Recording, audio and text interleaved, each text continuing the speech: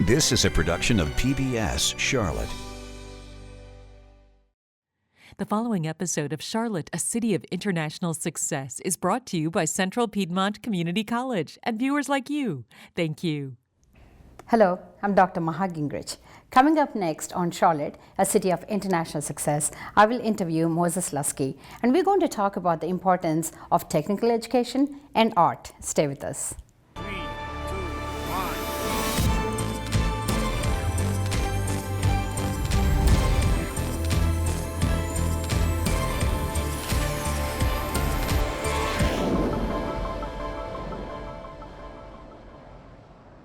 Welcome to Charlotte, a City of International Success. I'm Dr. Maha Gingrich.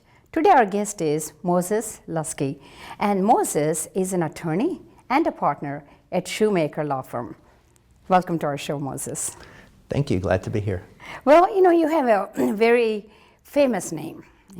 Moses, everybody knows that, and then Luski. So tell me a little bit about Luski family. Your parents, they have contributed so much to Charlotte community with the art and everything that their collections. So tell me a little bit about where your grandparents were from. And I know you're from Cuba. Mm-hmm. So let's talk about your grandparents a little bit. Okay. Well, thank you very much. Thank you for the nice words about my family. I guess in many ways it's a classic story that's repeated many times over in America. My family, both maternal and paternal grandparents, came from Russia and Poland in the 1920s. But they actually, ironically, at the time, the United States was not letting them in because there had been an immigration ban. And so the word in the old country was that there were opportunities in Latin America. So my grandfather in the 1920s, when he was literally 20 years old, I guess hopped on, they didn't have planes then, so he must have hopped on a freight boat or a freighter and landed in Cuba with literally nothing and started working on the railroad. I guess they were building a railroad near Havana at the time. And so from there, he managed to save a little money and became a peddler. And from there, he managed to improve his situation. He started specializing in barbershop supplies, and he developed a little business in Havana selling that. And from there, they developed, things grew, and they developed a very successful dry goods business in Cuba, where they both sold to the local population in Havana, but then they started selling all over Cuba. And they had a very nice store in the old Havana, which apparently now with new developments is apparently going to be a prime location. But of course, in 1960, the story got cut short. Castro rose, to power. Yeah.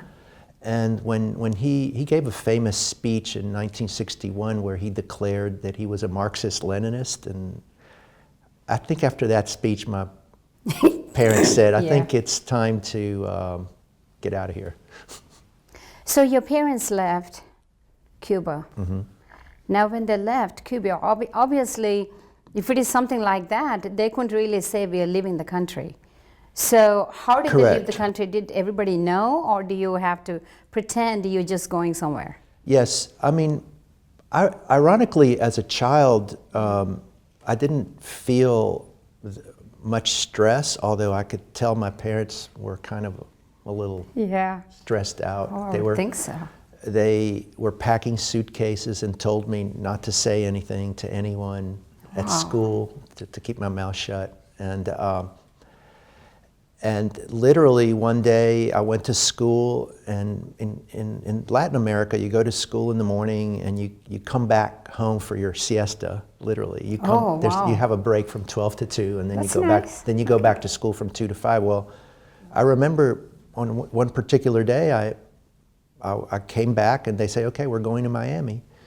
And there were a number of suitcases. There were a lot of suitcases, and we went to the airport, and the word to the authorities was that we were going on vacation. Oh, that's a long vacation now. And I do remember, yes, I do remember that at the airport, my mother saw one of her friends, and he was in a military fatigue, and he had a beard. Well, it turns out he was in the Revolution. It was one of her college friends. Okay. Yeah. And he goes, "Oh, Sonia, I see you. These are really two nice children you have." He says, "Well, I have two of my own," and of course, so there she is about getting ready to flee, and a revolution. Some guy that's now in the Revolution. That's scary. Yes, and that is scary. And my parents have mentioned that my father was detained a little bit, and but my mother refused to go. She refused to she was not going to leave unless all of us left. But once we cleared Havana, we went on Pan American Airlines, and we landed in Miami, and I was very happy. I guess I thought we were going on a fun trip. Yeah, because you were going on vacation, right? Yes. So. Oh, wow. So now, when you came here, did you know English? No, I was 7 years old, and my mother probably knew a fair amount of English. Okay. I think in college that was one of her subjects. So she was semi-fluent. My father, not really. No. I remember the first day. This, of course, memory makes things more dramatic. But I remember the first day I was there. She told me, "Okay, well, go out and run around, walk around, and if a policeman asks you what you're doing, say, well, I'm not in school because I just got here."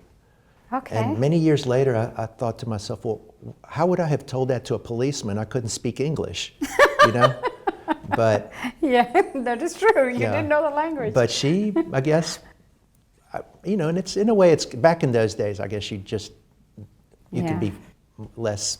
You just didn't have to be as careful, I guess, with the children. But she turned me loose, and I was, from day one, running around the streets and having fun. That is wonderful. So you learned English in school then? Yes. I just remember, again, back then, there weren't any special interventions or what is your language and what is your native language. They just I remember being put in a reading circle. Oh, best way to learn, like an immersion. I remember 3 or 4 months later, I was speaking English, reading English. But it's the young mind. The young mind really can change in an instant, I think. That is very true, very true. Yeah. And so, how did you end up in Charlotte?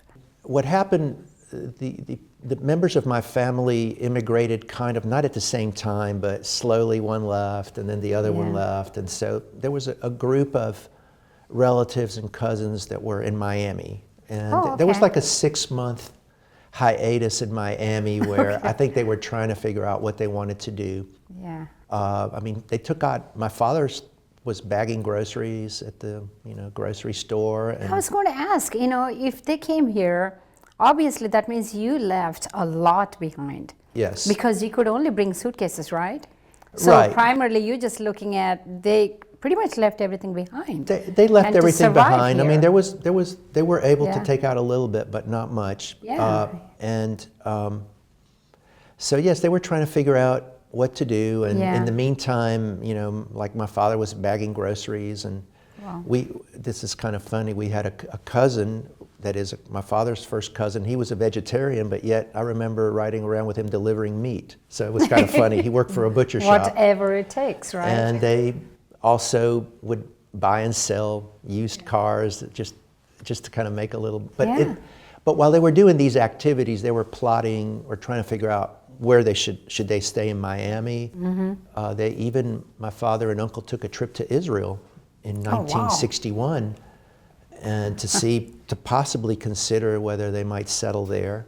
But at the time, Israel was only 13 years old, and it was a little... Not quite settled. They just didn't feel like they wanted to do that. And then we had these relatives in Charlotte that were the Gorelics, and they were cousins.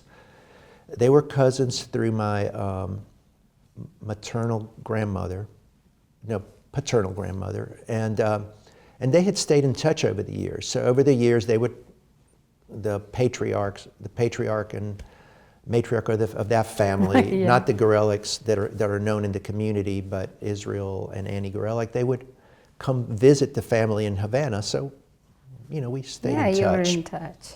So my father and uncle literally came to Charlotte and were, you know, entertained and hosted by the Gorelics, and they had such a good feeling about Charlotte, and maybe the idea of the Gorelics being there as kind of to provide just general moral support and encouragement. Yeah, and a comfort too. Yeah. And between that and liking the community, they decided to come up here. Because, you know, I've known personally Gorelick family and the Luski family as art collectors. Right. Because for me, everywhere I go, you know, Foundation for the Carolinas, or you go at different colleges, campuses, all you see is this absolutely gorgeous, outstanding art pieces, you know, collections. So that's how I see your family. So you're talking about them coming to Charlotte, trying to find a business, trying to find a way of establish themselves. I think from the start, they were never going to work for someone else. I guess they were entrepreneurs at heart, which I guess in retrospect, it fits Charlotte as a kind of a vibrant business community. I guess they saw that, you know, 50 years ago, the potential. And so they were looking for a business to get into. As a little historical footnote, you know, Charlotte at the time was a textile center. Exactly. And actually, a lot of families from Cuba that were Jewish settled in this area for that reason, to start textile-related businesses. Wonderful. But my father and uncle didn't go in that direction. They started with a small business where they would make second mortgages, kind of. And then, but from there, very quick. That didn't last very long. From there, they quickly went into investing in real estate and developing real estate. And so where did you go? You know, here is the family, you know, they traveled and they came here. You finished your, obviously, education here in Charlotte then. Where did you go to college? I did go to all the really nice public schools in Charlotte. And, and everyone really, every step along the way in Charlotte was very welcoming. I never had any problems with anyone like making fun of me or excluding me. Everyone was always very supportive. So the Southern hospitality comes right through. Yes, and in Charlotte, I did Cotswold Elementary and then Eastover and Myers Park. Okay. And then from there, even though I liked Charlotte, I wanted to get away from Charlotte, and so I went to New York City. So I went to undergraduate. I went to Columbia University. Oh, okay, in New York. And I majored in English. And English. Look at you. I mean, as somebody who did not speak the language, is trying to master the language. Right. I think by the transition of a young person is, I mean, it's a lot easier than if you come as a 15-year-old. But yeah, by then I was very fluent in English and obviously loved the subject matter. So, and it's a good subject matter that can lead you in all sorts of directions. A good language foundation. Yes. And then once I graduated from college, I could have gone to business school or law school, and I ended up deciding to go to law school, and I did come back to Chapel Hill. And did University of North Carolina, Chapel Hill, and did law school there. And it was also Columbia was a wonderful experience, and Chapel Hill was also an excellent experience. The tuition difference was awesome. I mean, and we don't, we don't appreciate. Maybe sometimes we forget what an incredible deal it is to privilege it is to go to our public universities, because Chapel Hill was an outstanding law school. In many ways, I think years later, I went to some courses, took some courses at Harvard and listened to their professors, and frankly, I didn't see much of a difference. So you took, you obviously were practicing, law. Now, what kind of law did you practice first? Because I'm just looking at where you are today. Right. And obviously, you have gained experience from somewhere, not only the English language. Right. And then I also want to make sure we also talk about, where you are today when it comes to continuing the tradition of your art collection. So, where did you actually take your first job after you graduated? Well, I had a very interesting experience because in law school, I tended to be scholarly, so I wrote for the Law Review, and so I applied to be a clerk to one of the justices on the North Carolina Supreme Court. Oh, wow. And so I wrote them all letters, and I got interviews with most of them, and ultimately one came through. Yeah. And so for 2 years I clerked, and that's the term, you clerk for the judge, for Justice Frank Huskins in the North Carolina Supreme Court, and he's now deceased. But that was really a fabulous experience because the clerk helps the judge analyze the cases that come before him and helps him write the opinions. Oh, wow. So at 25 years, so you could kind of make a... Critical thinking. Yeah, it's an interesting, so you land in Miami at age 7, and at age 25 you're helping decide the law of North Carolina. Wow. For what a privilege. for 2 years, and that was really an awesome experience, excellent, and I learned a lot working with Judge Huskins and also working with all the judges on the court. That was just a wonderful experience. Now from there, you could have gone so many different directions. Ultimately, I ended up coming back to Charlotte. Okay. And worked at a smaller firm, Ruff, Bond, Cobb, Wade & McNair, that's now Ruff, Bond, Cobb, Wade & Bethune, like Marvin Bethune is the county attorney. But that was, I worked with them for half of my career.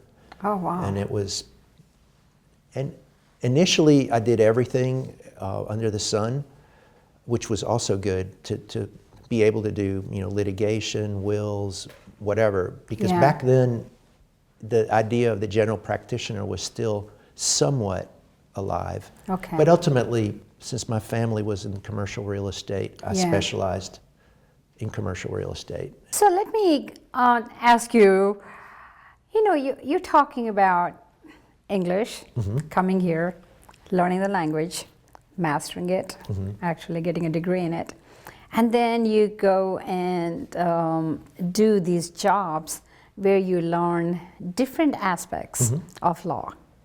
It's not just real estate, so different aspects of law. So this experience, how did that benefit you in your current position? I think to me, the best lawyer is one who has an in-depth knowledge of every aspect of the law. I mean, to me, I think that applies to any profession, because when you specialize and you narrow, you tend to lose perspective. So for me, I feel that's my great advantage, that like being a clerk on the court, I was able to see all areas of the law and have the opportunity to think about them, from criminal to annexation to the regulation of utilities to commercial, non-real estate commercial issues. So that gives you, and then it's when I started practice, I've done jury trials, I've done hundreds of non-jury trials. I've done in my early career, I did a lot of appellate work in front of the Court of Appeals, and so that to me gives me, as a real estate lawyer, I have a depth of knowledge which to me informs me much better than if all you did was foreclosures, and I think it makes you a better practitioner. That I was just thinking about that when you said, so when you really try to help a client, you talk to the client, but obviously you're not, because of your experience, you're going to look at it in all aspects, right? Right. When you deal with the client, you know, you're not only looking, yes, directly if this real estate deal is going to benefit them or not benefit them, but you're looking at everything else, saying, yeah, but make sure you have this, you have that. And you can see further down the road, Yeah. and you can anticipate more. Wow. And yeah, I think, and it just trains you to have a much broader. Okay, so yeah, the fact that I did criminal law or have touched on it, that it's a very indirect, it teaches you, well, yeah, you could tell you're sensitive to your client, well, you know, you need to do this, this, or this, because even in real estate, if you don't do this, this, and this, you might run afoul of a, of a criminal. Absolutely. But it's just having that broad outlook understanding. helps you see further down the road.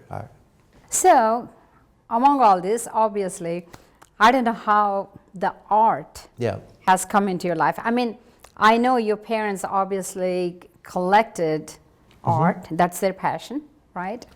And they not only collected, but they also have, you know, now, you know, donating to Charlotte to keep it.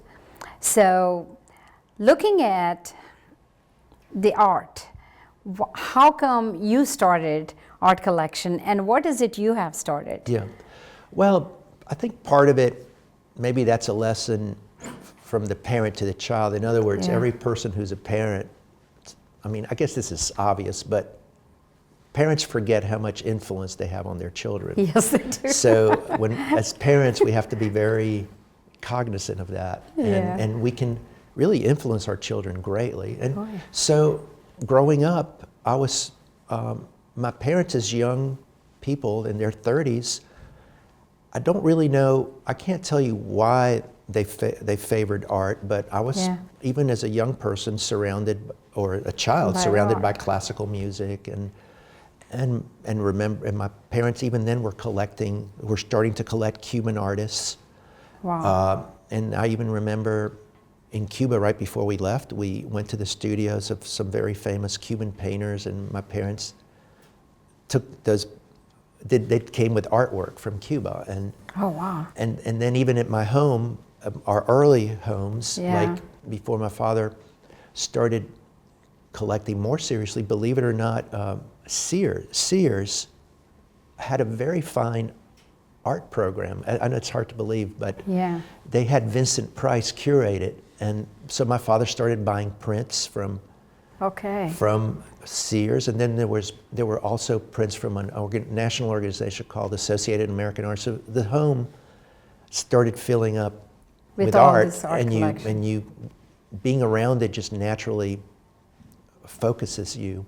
So you started collecting contemporary art, right, or today's art?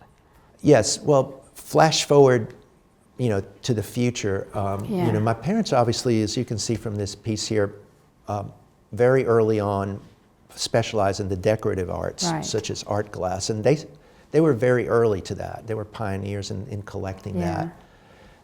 I much later on started focusing on contemporary art, which is a more aggressive type of art. It's not necessarily about beauty, but you know, raising questions about society and social issues. In your field, I'm sure being an artist, you know, in appreciation of art, is bringing creativity. And bringing opportunity for you to think, you know, in a different way. Art is a very enhancing discipline, so it makes you more observant. You're constantly making judgments about what's a good work of art and what isn't a good work of art, and what's significant and what's not significant. So you're constantly curating, and also visual stimulus being so direct. And quick, so to speak.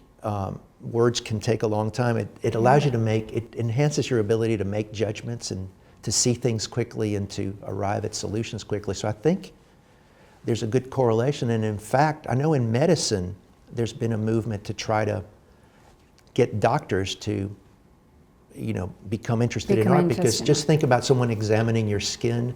If you examine the skin like you would examine a canvas, you might be able to spot things Wow. It just enhances your judgment and your visual senses. You know, that's absolutely fantastic, and I wish I had more Yeah. time to really understand this very important correlation between the liberal arts, Yes, the creativity, totally. going right into any of the technical and other professions. I'm a big you know. proponent of that, yes. Well, wonderful. Well, it's been wonderful talking to you, and thank you so much for Well, being thank on you. our show. Well, thank you for having me. And thank you Appreciate for it. watching Charlotte, a city of international success. I'm Dr. Maha Gingrich. Please join us again next time, right here on WTVI PBS Charlotte.